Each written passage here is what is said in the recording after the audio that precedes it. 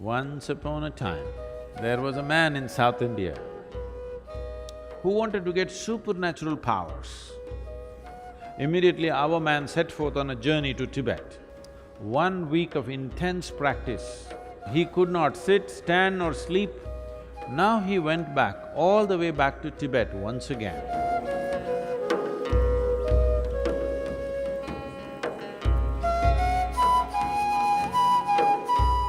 Many things in life seem to be romantic and magical. Right now, the flowers are blossoming in the jasmine plant out there. Such nice fragrance, looks magical, romantic. But there is a science and technology as to how to make it happen. Yes or no? One who knows what the plant needs and does the right thing, only he will have maximum flower and maximum fragrance, isn't it? Yes? So if you want flowers in your garden, what do? Flower, flower, flower, flower meditation.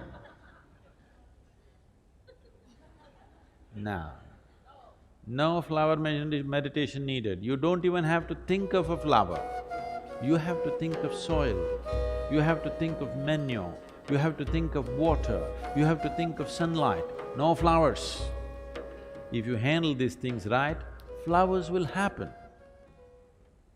Flower is a consequence, fragrance is a consequence, it is not something that you do. Similarly, meditation is not something that you do. If you handle the body, the mind, the emotion and the energy properly, you become meditative. If you try to meditate, you will go crazy. I must tell you one story. Once upon a time,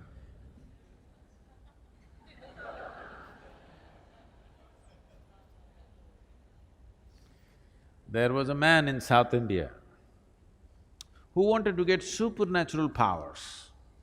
What are supernatural powers, you know? Supernatural powers, you know what they are?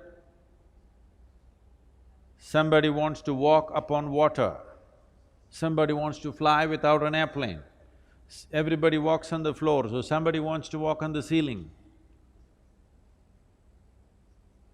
Essentially, circus, they want to do something that nobody can do. So the man wants supernatural powers. He went from guru to guru. So many gurus he saw. Everybody said no. Then someone told him, these South Indian gurus, no good, no good. Because they're too conservative, they won't give you all this. I know a monk in Tibet where he has all the supernatural powers you want and he is willing to give it to you. Immediately our man set forth on a journey to Tibet.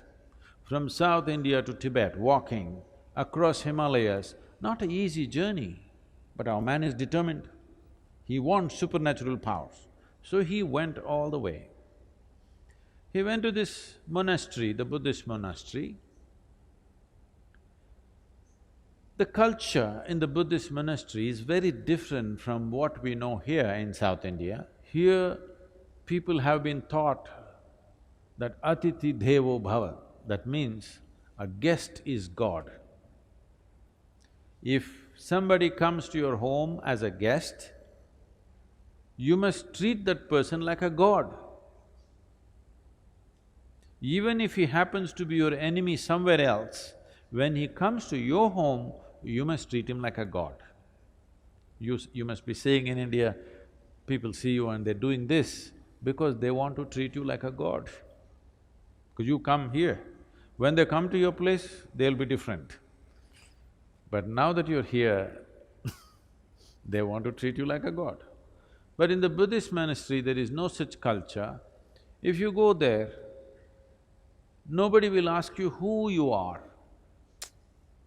Not because they don't care for you, because in their life, the biggest thing about their life is to find out who am I.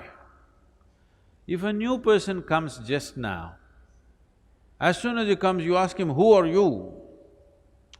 It's a very big question. Yes? Very big question, isn't it? So they don't want to embarrass you with such a big question. So a new person has come, if you do not ask him, who are you, what is the next possibility? Where do you come from? Do you know where you come from? Now you came from China, that's not the point. Where do you really come from, do you know? From where you came into this life, do you know? Do you know? No. Where is that? Mother. Okay, to mother's belly, where did you come? You really don't know where you came from, isn't it? So they don't want to embarrass you with that question either. A new person has arrived, you don't ask him who you are or where you come from, not much room for conversation, so they don't talk to you. Lunch means there is a bell. If you want, you can go and eat. If you don't eat, nobody will force you because fasting is an important part of Buddhist life. If you are not eating, it is greatly respected, nobody will come and say, come and eat, because they think you're fasting. This is a strange situation for this man from South India. Because in South India, you must know this, if you go to somebody's home, it doesn't matter at which time of the day you go, you must eat. You tell them, no, no, no, I just had my dinner and came. It doesn't matter, you come to my home, you must eat. Because this is hospitality. This is a sure way to the hospital. Nobody asked him who you are, where you come and eat, nothing. He just hung around. When hunger overtook him, he went and ate and just hung around. 1 day, 2 days, 3 days, 3 weeks passed away. Nobody spoke to him. After 3 weeks, the old monk who was there called him. He knows why this man has come. He said, what will you do with supernatural powers? What will you do walking upon water? After 3 days, a boat will be better, you know. I will teach you the way of meditation. With this you can live a fruitful life. Our man said, no, no, no, no, I don't want your meditation. You think to learn meditation I have to come to Tibet? In India, we know every kind of meditation. Don't you forget, Gautama, the Buddha is an export from India.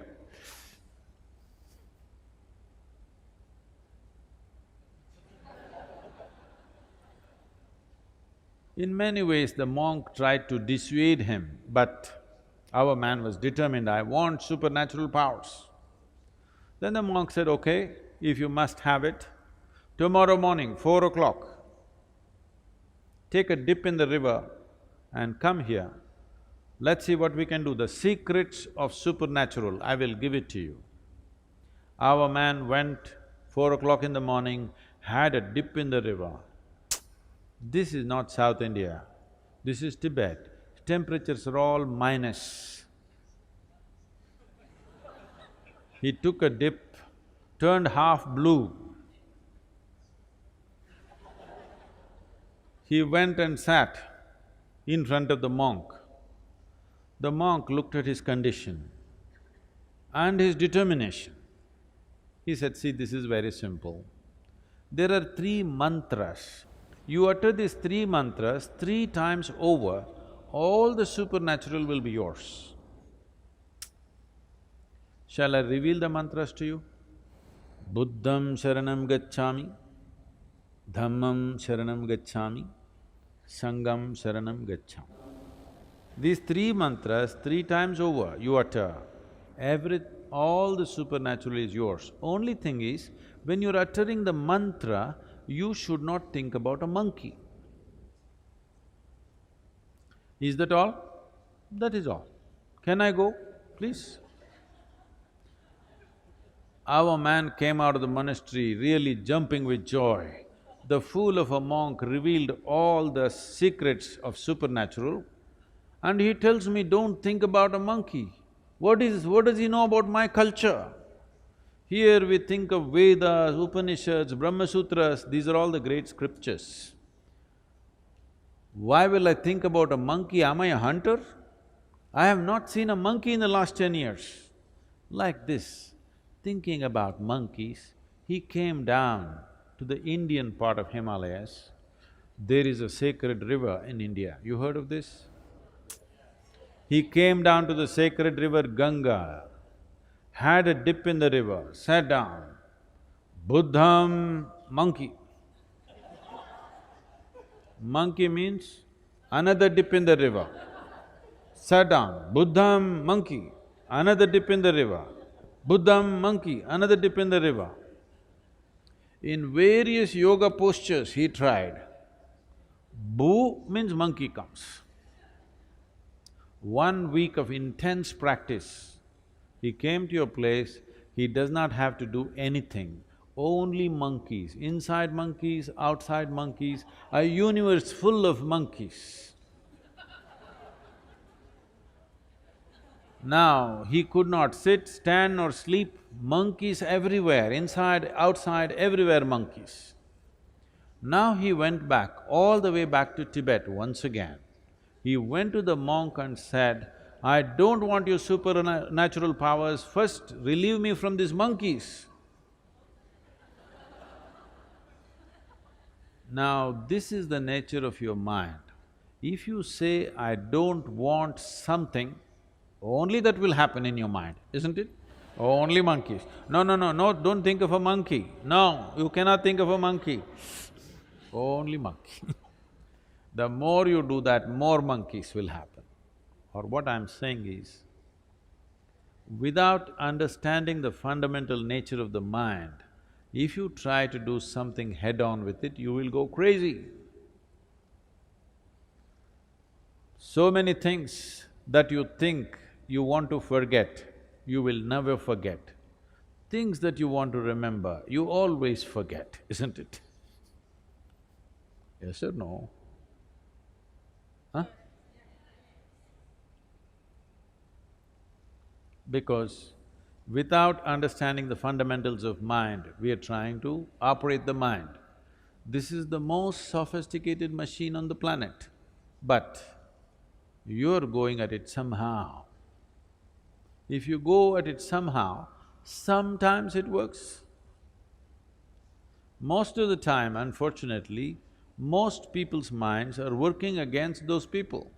When you were 5 years of age, when you were only that much, how joyful you were, and today, how joyful you are. Has it gone up or gone down? That means your mind is working against you.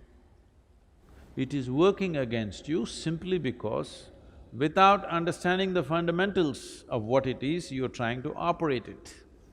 If you have a sharp knife, you must have a steady hand, yes? Yes or no?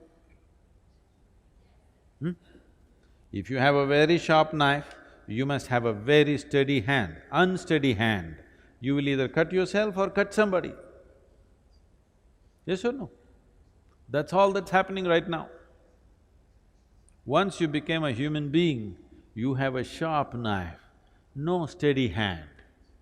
That's why yoga, to create a very steady hand, so this sharp knife can be used the way we want, that it will not cut us all the time. Right now, all the misery that you see on the planet, all the human misery that is happening on this planet, where is the manufacturing unit? Shanghai? Where is the manufacturing unit? In your mind. Every kind of misery is manufactured only here. This should be manufacturing bliss for you, ecstasy for you, but it's manufacturing misery because there's no stable platform, it's all over the place. Once this mind begins to work for you, Once you are blissful by your own nature, there is no fear of suffering. Once you become like this within yourself, that your mind takes instructions from you, whatever happens, I will keep this blissful, this will become magic. This will become a fantastic instrument of well-being. Now you would like to explore the full depth and dimension of this life.